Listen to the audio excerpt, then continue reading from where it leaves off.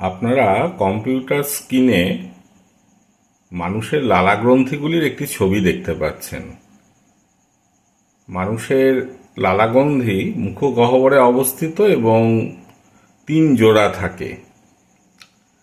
ছবি দেখলেই বুঝতে পাচ্ছেন যে এখানে প্যারোটিড গ্রন্থি, সাবলিঙ্গুয়াল গ্রন্থি এবং সাবম্যাক্সিলারি গ্রন্থি, এই 3 ধরনের লালাগ্রন্থি থাকে। প্যারোটিড গ্রন্থি কানের ঠিক পিছনে বা উপরের চোয়ালের পিছনের দিকে অবস্থান করে।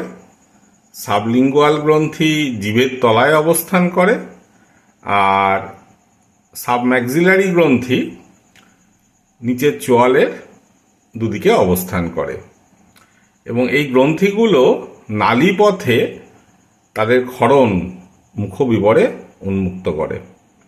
এবং দেখেই বোঝা যাচ্ছে যে সাবলিঙ্গুয়াল গ্রন্থি যেহেতু জিভের তলায় আছে, তাদের নালী জিভের তলায় উন্মুক্ত থাকে। সাবম্যাক্সিলারি গ্রন্থি নিচের চোয়ালের উন্মুক্ত করে, নিচের চোয়ালের পাশে, আর প্যারোটিড গ্রন্থি উপরের চোয়ালের পাশে উন্মুক্ত করে। এই লালা গ্রন্থিগুলো যে ক্ষরণ করে, সেই ক্ষরণ পদার্থগুলির মধ্যে প্রধানত জল, বেশ কিছু উৎসেচক থাকে, টায়ালিন প্রধান তার মধ্যে, এছাড়াও মল্টেস থাকে, লাইসোজাইম নামে এক ধরনের ব্যাকটেরিয়া নাশক উৎসেচক থাকে, আর থাকে কিছু মিউকাস বা শ্লেষ্মা। এই যে লালা রস বেরিয়ে আসে সেটা সবসময় ক্ষরণ হয়। খাবার দাবার দেখলে একটু ক্ষরণ বাড়ে, বা খাওয়ার সময় যখন আমরা খাদ্য চেবাচ্ছি তখন ক্ষরণ বাড়ে, কথা বলার সময় ক্ষরণ বাড়ে।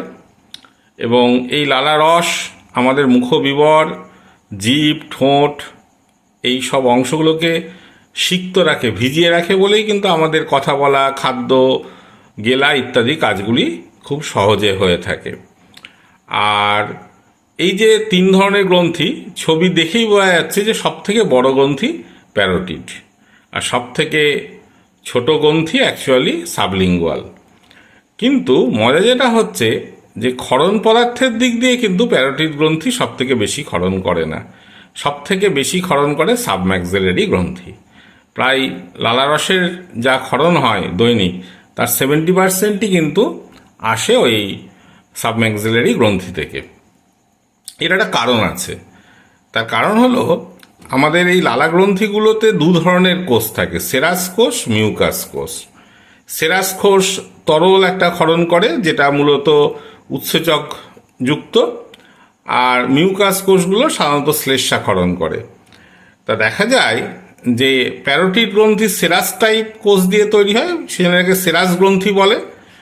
সাবম্যাক্সিলারি গ্রন্থি সেরাস এবং মিউকাস 2 ধরনের কোষ দিয়ে তৈরি হয়, সেজন্য এটাকে মিক্সড গ্রন্থি হিসাবে দেখা হয়। মিক্সড বলতে এখানে কিন্তু হরমোন ক্ষরণকারী এবং উৎসেচক ক্ষরণকারী 2 ধরনের গ্রন্থিকে বোঝানো হচ্ছে না, যেহেতু সেরাস এবং মিউকাস দুটোই একসাথে আছে, বা অনেকে এটাকে সেরাস মিউকাস টাইপ বলেন। আর সাবলিঙ্গুয়াল গ্রন্থিটা হচ্ছে মিউকাস টাইপ কোষ দিয়েই মূলত তৈরি হয়, মানে এটা মিউকাস গ্ল্যান্ড। ফলে কি হয় যে যেহেতু সাবম্যাক্সিলারি সেরাস এবং মিউকাস দুটোই ক্ষরণ করে, ফলে এর ক্ষরণটা সব থেকে বেশি হয়, কিন্তু আকারে কিন্তু এটা প্যারোটিডের থেকে অনেকটাই ছোট। আর এই যে লালা রস থেকে যে উৎসেচকগুলো রয়েছে, হ্যাঁ, সেটা কিন্তু আমাদের প্রচুর সাহায্য করে কার্বোহাইড্রেট পরিপাকে। আমরা যা ভাত, রুটি ইত্যাদি খাচ্ছি কার্বোহাইড্রেট জাতীয় খাদ্য, তার দেখা যাবে যে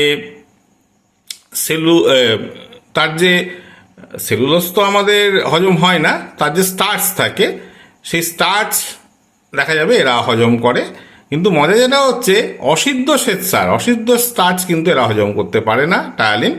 এরা মূলত সিদ্ধ শ্বেতসারকে হজম করে এবং পরিপাক করে, এবং সেটা পরিণত হয় মল্টোজে।